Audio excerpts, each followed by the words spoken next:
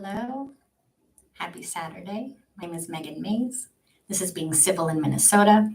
I come here on Saturdays to talk about issues involving family law and the court system in the state of Minnesota. I'm licensed to practice law and am a qualified mediator.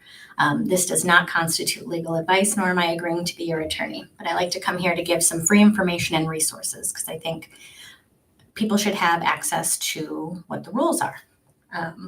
Not necessarily a rule follower by trait, but being a lawyer, you have to know what the rules are. Today's topic I wanted to talk about was making a call to law enforcement when you have safety concerns and when you are experiencing domestic abuse.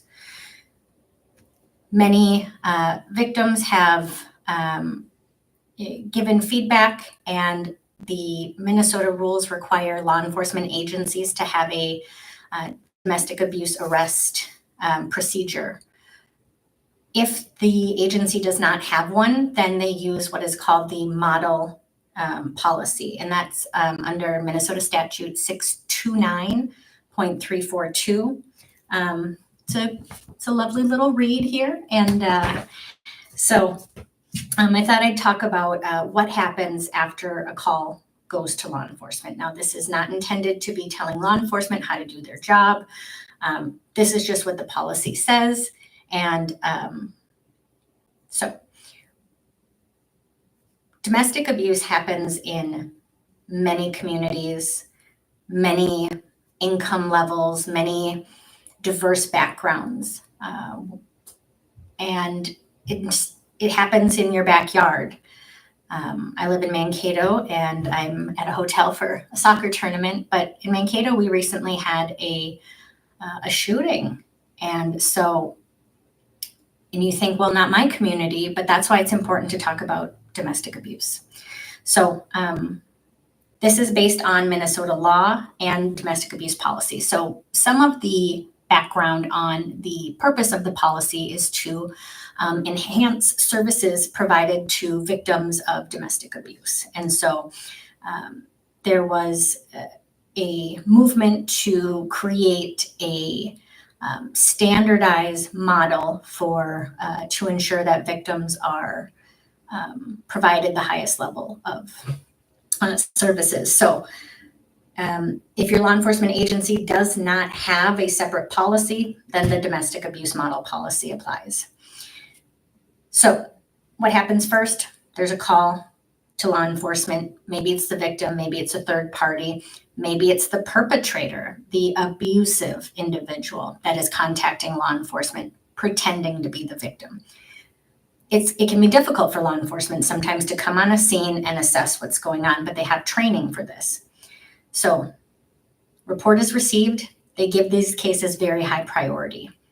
And the model policy suggests that, says that law enforcement should send at least two law enforcement individuals to the location.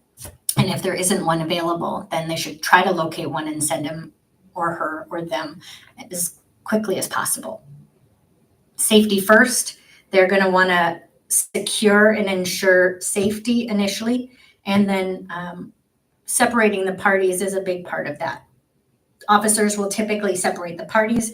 This allows individuals to give statements in an environment where they would be less comfortable, perhaps disclosing some of those details in front of their abuser.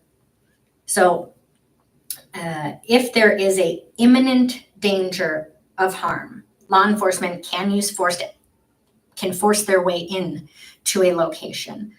I imagine a firearm, for example, might indicate that there is a high potential of lethality, or that the situation may become deadly for someone, and they may take action. Another really important thing is that if one of the parties or one of the individuals doesn't have English as their first language, it may be necessary to get an interpreter.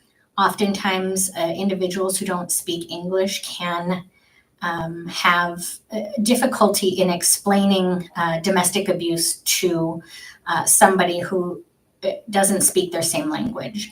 And it can make it so that anyone who does speak English may have an advantage in speaking with law enforcement. But law enforcement has training on this, so if there are children involved, law enforcement are mandated reporters. So if there's neglect, maltreatment, or unfortunately, if the abuse is against a child, law enforcement can and should report that information to child protection. What happens once a case gets to child protection is a completely different episode. But once that is indicated or found to be true by law enforcement, they are required to report that. There are instances where there are mandatory arrest policies, specifically when there's an order for protection or a harassment restraining order. If there's probable cause that domestic abuse has happened within the last 72 hours. And there is not the ability of law enforcement to issue a citation for domestic abuse in lieu of a arrest. Under the statute, order for protection, for example, it gives law enforcement the authority to arrest an individual without a warrant if they believe they've violated an order.